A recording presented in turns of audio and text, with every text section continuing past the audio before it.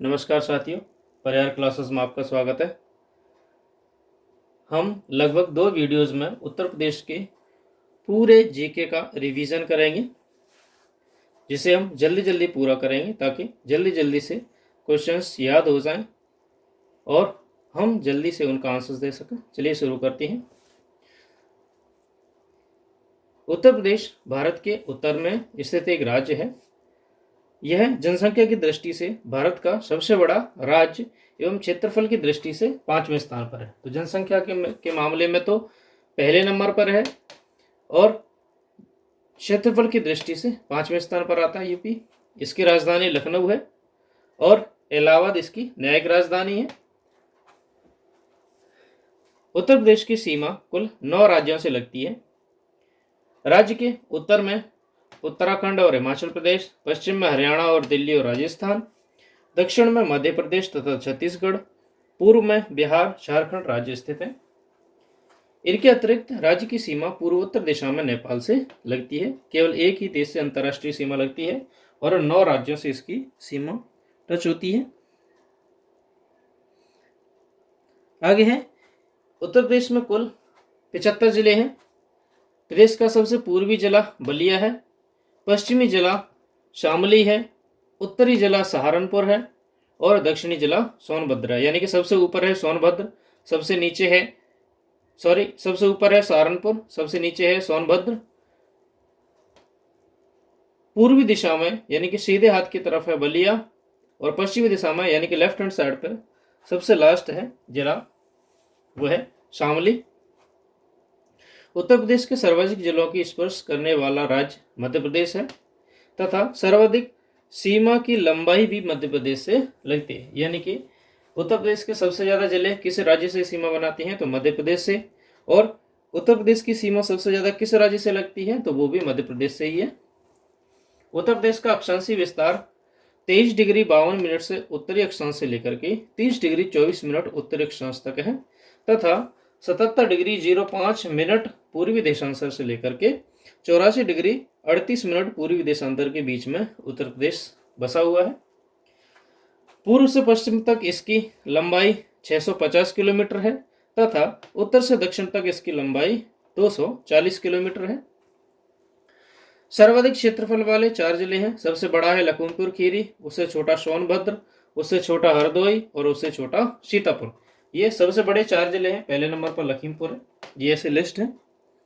आगे देखते हैं न्यूनतम क्षेत्रफल वाले जिले, यानी कि सबसे छोटा है हापुड़, फिर उसके बाद गाजियाबाद, गाजियाबाद के बाद भदोही या संत रविदास नगर और उससे बड़ा शामली।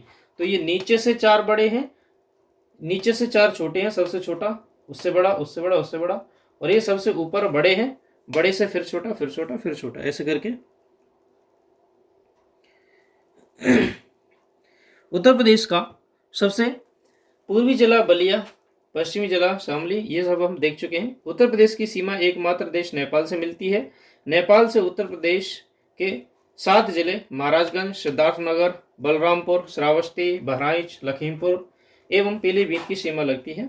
प्रदेश की नेपाल से सीमा लगभग 579 किलोमीटर है। यानी कि नेपाल से अंतर्राष्ट्रीय बॉर्डर कितना है, 579 किलोमीटर। अब विभिन्न राज्यों से जिलों को देखते हैं। हिमाचल प्रदेश से सहारनपुर लगता है, हरियाणा से सहारनपुर, शामली, बागपत, गौतम बुद्ध नगर, अलीगढ़ और मथुरा लगते हैं, 6 जिले लगते हैं। राजस्थान से 2 जिले लगते हैं, मथुरा और आगरा। मध्य प्रदेश से आगरा, इटावा, जालौन, झांसी, ललितपुर, महोबा, बांदा, चित्रकूट, इलाहाबाद, मिर्जापुर और सोनभद्र लगते हैं। यानी कि टोटल 11 जिले लगते हैं। 3, 3, 6, 3, 9 और 2, 11। छत्तीसगढ़ से एक ही लगता है सोनभद्र, झारखंड से भी एक लगता है, वो भी सोनभद्र है। बिहार से सोनभद्र, चंदौली, गाजीपुर, बलिया, देवरिया, कुशीनगर, महाराजगंज। उत्तराखंड से सहारनपुर, मुजफ्फरनगर, बिजनौर, मुरादाबाद, रामपुर, बरेली, पीलीभीत और दिल्ली से गाजियाबाद, गौतम बुद्ध नगर लगते हैं। आगे उत्तर प्रदेश की जनसंख्या को देखें तो राज्य की कुल जनसंख्या है 19,98,12,341। फोन नंबर की तरह याद कर लीजिए 1998, 12,341।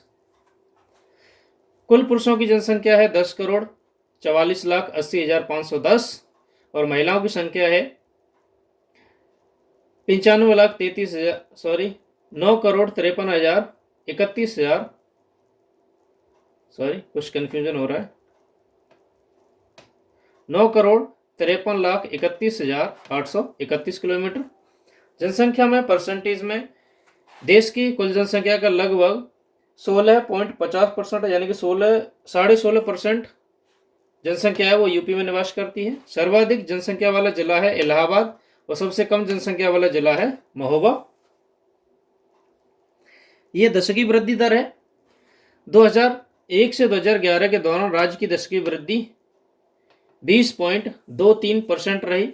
ये दशकीय वृद्धि होगी। दशकीय वृद्धि दर में राज्य का स्थान है 14वें स्थान पर रहा है दशकीय वृद्धि में। सर्वाधिक दशकीय वृद्धि दर वाला जिला कौन सा है तो गौतम बुद्ध नगर है। और सबसे कम दशकीय वृद्धि कहां पर हुई कानपुर में हुई। अब देखते हैं जनसंख्या घनत्व। राज्य का कुल जनसंख्या घनत्व है 829 यानी कि 800 यदि कुल जनसंख्या में कुल क्षेत्रफल का भाग दिया जाए तो इतने व्यक्ति प्रति वर्ग किलोमीटर में आएंगे 829। सबसे ज्यादा जनसंख्या घनत्व किसका है गाजियाबाद का है। सबसे कम जनसंख्या घनत्व किसका है ललितपुर का। आगे देखते हैं लिंगानुपात। राज्य का कुल लिंगानुपात है 912 यानी कि 1000 पुरुषों पर 912 महिलाएं आती हैं। सर्वाधिक लिंगानुपात है जौनपुर का और सबसे कम लिंगानुपात है गौतम बुद्ध नगर का। साक्षरता में देखें तो राज्य की कुल साक्षरता है 67.68%। सबसे ज्यादा पढ़ा लिखा यानी कि शिक्षित जिला है गौतम बुद्ध नगर। सबसे कम साक्षरता वाला है श्रावस्ती। कुल महिला साक्षरता है 57.18% और कुल पुरुष साक्षरता है 77.28%।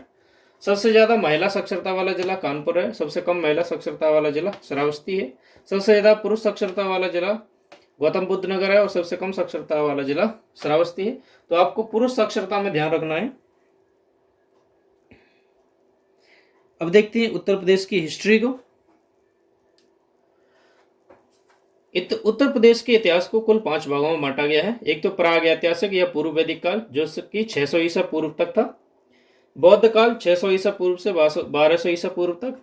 फिर है मध्यकाल 1200 ईसा पूर्व से 1857 तक। ईसवी है यहाँ पे।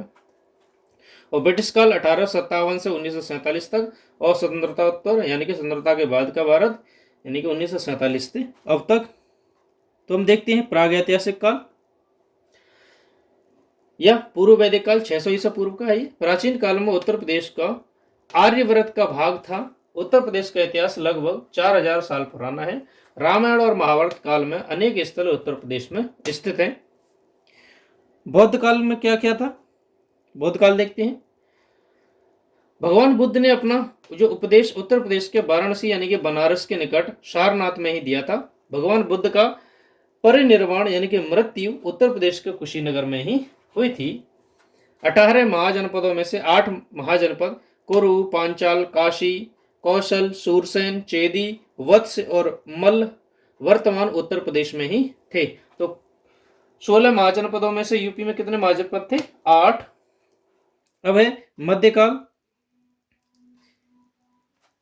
उत्तर प्रदेश में 12वीं शताब्दी के अंत में मुस्लिम शासन की स्थापना हुई थी। मोहम्मद गौरी ने जो घेड़वल वंश के राजा को हरा करके उत्तर प्रदेश में मुस्लिम शासन की स्थापना की थी। अकबर ने उत्तर प्रदेश में फतेहपुर सीकरी नगर की स्थापना की और शाहजहां ने आगरा में ताजमहल का निर्माण करवाया था। ये बड़े बड़े फैक्ट हैं जिनको रिवीजन कर रहे हैं।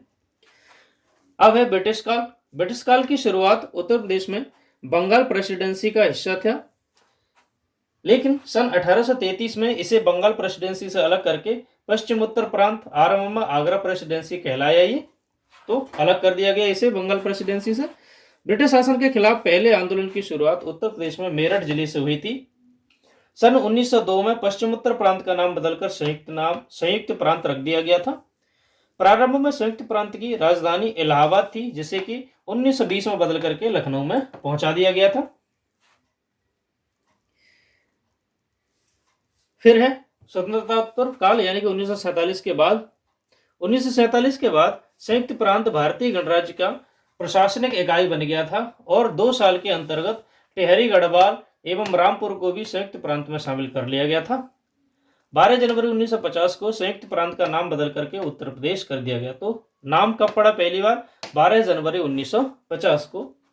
9 नवंबर 2000 को उत्तर प्रदेश के 13 जिलों को अलग करके उत्तरांचल का गठन किया गया, जिसका 2007 में नाम बदल करके उत्तराखंड कर दिया गया। तो पहले उत्तरांचल था, 2007 में इसका नाम उत्तराखंड रखा गया।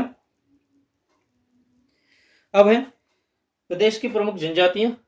उत्तर प्रदेश की कुल जनसंख्या का 0.6% जनसंख्या अनुसूचित जाति एवं जनजाति के अंतर्गत आती है। उत्तर प्रदेश में अनुसूचित जनजातियों में बुक्सा, थारू, राजी, जौनसारी, खरवार, महगिरी, गोंड, ओझा, धुरिया, नायक, पथारी, राजगोंड, शहरिया, पहरिया, बैगा, पांखा, अंगरिया, पटारी, चैरो और भुइया हैं। सबसे पहले है थारू जनजाति। थारू जनजाति उत्तर प्रदेश की सबसे बड़ी जनजाति है। थारू जनजाति के लोग उत्तर प्रदेश के गोरखपुर के तराई भाग में निवास करते हैं। थारू जनजाति के लोग किरांत वंश से संबंधित हैं। थारुओं द्वारा बजहर नामक त्योहार मनाया जाता है। दीपावली को वे शोक पर्व के रूप में मनाते हैं। थारू जाति द्वारा होली के मौके पर खिचड़ी नृत्य किया जाता है। तो खिचड़ी नृत्य किसके द्वारा? थारू जनजाति के द्वारा। थारू जनजाति के लोगों में बदला विवाह प्रथा है तथा 3 टिक्की विवाह प्रथा चलती है। थारू में दोनों पक्षों से विवाह तय हो जाने को पक्की पौड़ी कहा जाता है। थारुओं में 2 पक्षों के तय हो जाता है उसे पक्की पौड़ी कहा जाता है। उत्तर प्रदेश में 2 अक्टूबर 1980 को थारू विकास परियोजना प्रारंभ की गई थी। अब है जौनसारी। जौनसारी क्या है? एक जनजाति है। जौनसारी समुदाय के लोग मुख्यतः त्योहार विशु यानी कि बैसाखी, पंचाई यानी कि दशहरा, दियाई यानी कि दिवाली, नुणाई, अठोई आदि के रूप में दीपावली को 1 माह बाद मनाते हैं।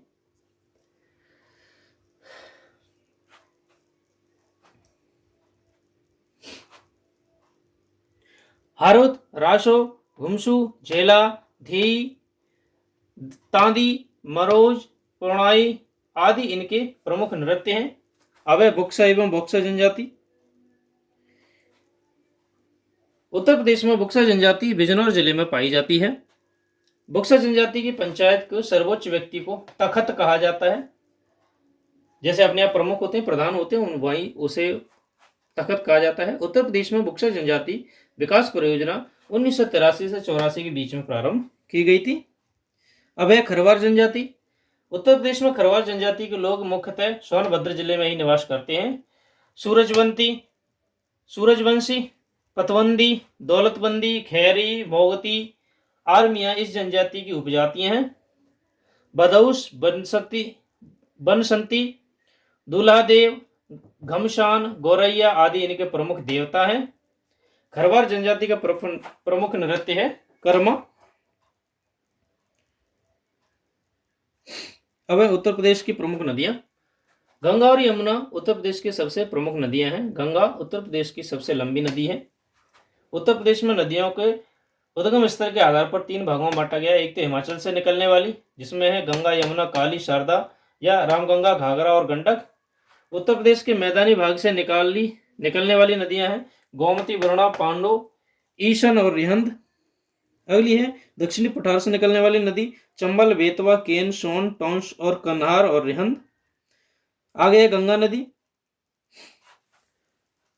उद्गम स्थल इसका गंगोत्री उत्तराखंड से है। लंबाई इसकी 2655 किलोमीटर है। जाके गिरती है बंगाल की खाड़ी में। सहायक नदियां हैं अलकनंदा, भागीरथी, रामगंगा, यमुना, कोसी, घाघरा, गंडक, गोमती। अगली है यमुना नदी। उद्गम स्थल है उत्तराखंड के बंदरपूंछ से यमुनोत्री हिमनद। लंबाई है 1376 किलोमीटर। इलाहाबाद में गंगा की नदी का संगम मिलता है। इसकी सहायक नदी है चंबल, बेतवा, गिरी और केन। अब है रामगंगा नदी। निकलती है उत्तराखंड के दूधातोली पर्वत से। लंबाई है 590 किलोमीटर। कन्नौज के निकट गंगा में मिल जाती है। सहायक नदी है कोह। अगली है घाघरा नदी। निकलती है तिब्बत से। लंबाई है 1080 किलोमीटर। छपरा के निकट गंगा में मिल जाती है तथा इसकी सहायक नदी है राप्ता, शारदा, छोटी गंडक। अगली है गोमती नदी। गोमती का उद्गम स्थल उत्तर प्रदेश की पीलीभीत जनपद है, लंबाई है 940 किलोमीटर। आगे जाकर के गाजीपुर के निकट ये गंगा में मिल जाती है। इसकी सहायक नदियां हैं जोमकाई, वरना, शई और गच्छा। अब है शारदा या काली नदी। उद्गम स्थल है उत्तराखंड के पिथौरागढ़ जनपद के तिब्बत की निकट पहाड़ी से निकलती है। लंबाई है 480 किलोमीटर। अंत होता है उत्तर प्रदेश के जो बहराम घाट है उसके निकट घाघरा नदी मिल जाती है। इसकी सहायक नदी है सरयू, पूर्वी गंगा, रामगंगा, दहावर, सुहेली, धरिया और निशार। अब है गंडक नदी। गंडक नदी का उद्गम स्थल है नेपाल, जो तिब्बत नेपाल सीमा के धौलागिरी पर्वत है वहां से निकलती है। इसकी लंबाई है 630 किलोमीटर। भारत में 300 किलोमीटर बहती है ये। पटना के निकट गंगा में मिल जाती है। इसकी सहायक नदी है त्रिशूली गंगा। अगली है राप्ती नदी। उद्गम स्थल है नेपाल, लंबाई है 640 किलोमीटर और जाके मिल जाती है बारस के पास घाघरा नदी मिल जाती है। अब है चंबल। चंबल मध्य प्रदेश से निकलती है जनापाव पहाड़ियों से। लंबाई है 966 किलोमीटर। इटावा के पास यमुना में जाकर के मिल जाती है यूपी में। सहायक नदी है पार्वती, नवाज, बनास, शिप्रा एवं दूधी। आगे बेतवा नदी। उद्गम स्थल है मध्य प्रदेश, लंबाई है 480 किलोमीटर। हमीरपुर के पास यमुना मिल जाती है। सहायक नदी है धनाश और बीना। अगली है सोन नदी। सोन भी मध्य प्रदेश से निकलती है। लंबाई है 784 किलोमीटर। पटना के पास गंगा मिल जाती है। सहायक नदी है महानदी, रेंद और घग्गर। आगे है उत्तर प्रदेश के प्रमुख नृत्य। पहला है धुबिया नृत्य। धुबिया जो भी समुदाय द्वारा किया जाता है, यह जो भी समुदाय द्वारा नृत्य किया जाता है जिसमें नृत्य के माध्यम से धोबी और गधे के संबंधों की तुलनात्मक अध्ययन किया जाता है। ख्याल, पुत्र रतन एवं जन्मोत्सव के पर ख्याल किया जाता है। इसके अंतर्गत रंगीन कागजों एवं बांसों की सहायता से मंदिर बनाकर फिर से उसे सिर पर रखकर नृत्य किया जाता है। एक है कलाबाजी। कलाबाजी क्या है? इस नृत्य को अवध क्षेत्र के लोग करते हैं। इसमें नर्तक मोर बाजा लेकर कच्ची घोड़ी पर बैठकर नृत्य करते हैं। अगला है कार्तिक नृत्य। यह बुंदेलखंड क्षेत्र का कार्तिक माह में मृतकों द्वारा श्री कृष्ण तथा गोपी बनकर किया जाता है। मृतक नहीं है, ये नर्तक है। नर्तक नाचने वाले नर्तक होते हैं, उनके लिए कहा गया। दीपावली नृत्य। बुंदेलखंड में अहीरों द्वारा अनेकानेक दीपकों को प्रज्वलित करके किसी घड़े, कलश या थाली में या परात में रखकर उनको प्रज्वलित करके दीपों को सिर पर रख के नृत्य किया जाता है। अगला है राई नृत्य। राई क्या है? यह नृत्य बुंदेलखंड की महिलाओं के द्वारा किया जाता है। महिलाएं इस नृत्य को विशेषतः श्री कृष्ण जन्माष्टमी के अवसर पर करती हैं। मयूर की भांति ही यह किया जाता है, इसलिए मयूर नृत्य कहते हैं। पाई डंडा नृत्य, ये क्या होता है? बुंदेलखंड इलाके के अहीरों द्वारा ये छोटे छोटे डंडे लेकर के गुजरात के डांडिया के नृत्य के समान किया जाता है। अगला है देवी नृत्य। यह नृत्य अधिकांश बुंदेलखंड क्षेत्र में ही प्रचलित है। इस लोक नृत्य में एक नर्तक देवी का स्वरूप धारण कर एवं अन्य नर्तकों द्वारा सामने खड़ा करके उसके सम्मुख सभी नृत्य करती हैं। आगे है नटवरी। यह नटवरी नृत्य प्रदेश पूर्वांचल क्षेत्र के अहीरों द्वारा किया जाता है। नृत्य गीत एवं नक्कारों सुरों द्वारा किया जाता है। छपेली नृत्य है। एक हाथ में रूमाल तथा दूसरे में दर्पण लेकर के यह नृत्य किया जाता है। आध्यात्मिक जो समुन्नति हो उसकी कामना की जाती है। छोलिया, राजपूतों द्वारा यह नृत्य विवाह उत्सव पर किया जाता है। इस नृत्य को करते समय एक हाथ में तलवार, दूसरे में ढाल नाश किया जाता है। चरकुला नृत्य। ब्रजवासियों द्वारा किए जाने वाले इस घड़ा नृत्य में बैलगाड़ी अथवा रथ के पहिए पर अनेक घड़े रखे जाते हैं, फिर उसे सिर पर रखकर नृत्य किया जाता है। धुरिया नृत्य बुंदेलखंड के प्रजापति यानी कि कुम्हार लोगों के द्वारा किया जाता है। ये स्त्री का वेश धारण कर लेते हैं। पासी नृत्य पासी जाति के लोगों के द्वारा यह किया जाता है। अलग अलग मुद्राओं के द्वारा, अलग अलग 7 मुद्राओं के द्वारा यह लोकगीत के द्वारा युद्ध की भांति इस नृत्य को किया जाता है। अगला है सिरा नृत्य। पासी यह नृत्य बुंदेलखंड वासी कृषक अपनी फसलों को काटते समय खुशी के मौके पर करते हैं। धीवर नृत्य। यह नृत्य अनेक शुभ अवसरों पर विशेष में कहार जाति के द्वारा किया जाता है। धीरव नृत्य। यह नृत्य अनेक शुभ अवसरों पर विशेष रूप से कहार जाति के द्वारा किया जाता है। जोगिनी नृत्य, इस नृत्य को विशेष रामनवमी के त्योहार पर हर्षोल्लास के द्वारा किया जाता है। इसके अंतर्गत कुछ पुरुष महिलाओं का रूप धारण कर लेते हैं और नृत्य करती हैं। धोबिया नृत्य, धोबिया नृत्य हम देख चुके हैं मांगलिक शुभ अवसरों पर।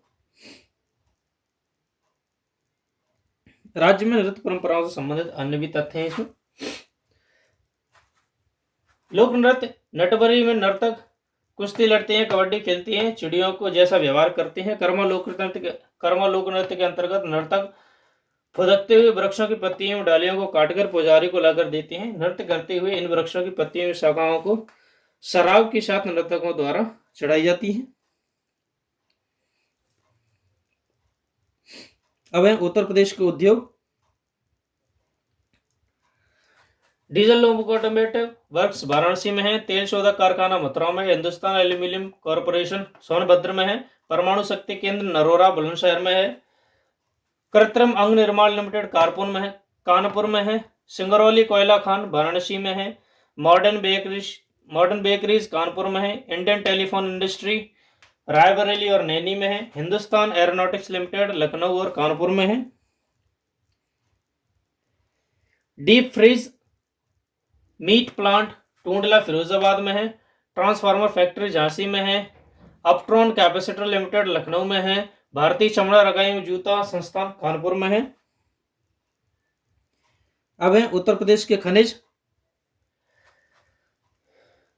उत्तर प्रदेश खनिज संपदा के लिए धनी राज्य है। विंध्य क्षेत्र पर्वत श्रृंखला में बुंदेलखंड क्षेत्र एवं हिमाचल श्रेणी के निचले क्षेत्रों में नदी घाटियों विभिन्न प्रकार के खनिज पाए जाते हैं। उत्तर प्रदेश में 1955 में भूतत्व एवं खनिकर्म निदेशालय की स्थापना की गई थी। 1974 में उत्तर प्रदेश राज्य खनिज विकास निगम की स्थापना की गई थी। उत्तर प्रदेश की पहली खनिज नीति दिसंबर 1998 में घोषित की गई थी। अब उत्तर प्रदेश में पाए जाने वाले कुछ खनिज हैं, जैसे कि चूना पत्थर उत्तर प्रदेश चूना पत्थर मिर्जापुर में, गुरमा कनाज बाबूहारी तथा सोनभद्र के जो कजराट क्षेत्र वहां पर पाया जाता है। कोयला सिंगरौली सोनभद्र में पाया जाता है। बॉक्साइट राजौन चित्रकूट और चंदौली में पाया जाता है। डोलोमाइट बारी सोनभद्र में पाया जाता है। कांच बालू लालापुर इलाहाबाद एवं बरगढ़ चित्रकूट में पाया जाता है। पोटाश लवण इलाहाबाद चंदौली झांसी में पाया जाता है। सेलम खड़ी हमीरपुर झांसी में पाया जाता है। पायराइट सोनभद्र में पाया जाता है। रॉक फॉस्फेट ललितपुर में पाई जाती है। हीरा बांधा मिर्जापुर में पाया जाता है। सोना शारदा एवं रामगंगा नदी के रेत में पाया जाता है। तांबा ललितपुर में पाया जाता है। यूरेनियम भी ललितपुर में है।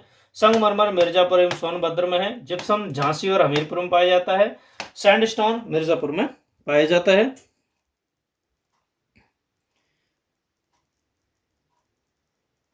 अब है उत्तर प्रदेश के ताल एवं झीलें।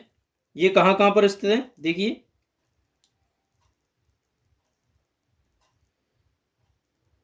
पहली है सुराताल बलिया में है। करेला लखनऊ में है। भुंगताल रायबरेली में है। राधाकुंड मथुरा में है। बलापुरा कानपुर में है। राजा का बांध सुल्तानपुर में। औंधी ताल बनारस में। मोती झील कानपुर में। रामगढ़ ताल गोरखपुर में है। शेखा ताल अलीगढ़। दरबन झील फैजाबाद। चितौरा झील बहराइच। बेला सागर महोबा। डंडादरी मिर्जापुर। मादन सागर महोबा। कुंद्रा समुद्र उन्नाव। कीठम झील आगरा में है। गौर झील रामपुर में है। बड़ा ताल शाहजहांपुर में है एवं बरुआ झील बरुआ सागर झांसी में है। अब है उत्तर प्रदेश के कुछ प्रमुख पक्षी विहार, जैसे नवाबगंज पक्षी विहार उन्नाव में है। 1984 में बना था, ये क्षेत्रफल है इसका। समसपुर पक्षी विहार रायबरेली में है। 1987 में बना था। आगे है लाख बहोशी पक्षी विहार, ये कन्नौज में है। स्थापना 1988 में की गई थी। पटना पक्षी विहार एटा में है। 1990 में बना था। विजय सागर पक्षी विहार महुआ में 1990 में बना। पार्वती आरंग पक्षी विहार गोंडा में है। 1990 में बना था। समान पक्षी विहार मैनपुरी में है। 1990 में बना। ओखला पक्षी विहार गौतम बुद्ध नगर में 1990 में बना। पकीरा पक्षी विहार संत कबीरदास नगर में है। 1990 में बना। सांडी पक्षी विहार हरदोई में है। 1990 में बना। सूर सरोवर पक्षी विहार आगरा में है। 1991 में बना। सुराताल पक्षी विहार बलिया में 1991 में बना। डॉक्टर भीमराव अंबेडकर पक्षी विहार प्रतापगढ़ में है, 2003 में बना। अब है उत्तर प्रदेश के प्रमुख पर्यटक स्थल, इनको हम अगली वीडियो में देखेंगे। इस वीडियो के लिए इतना ही है। वीडियो को अंत तक देखने के लिए धन्यवाद। Thank you.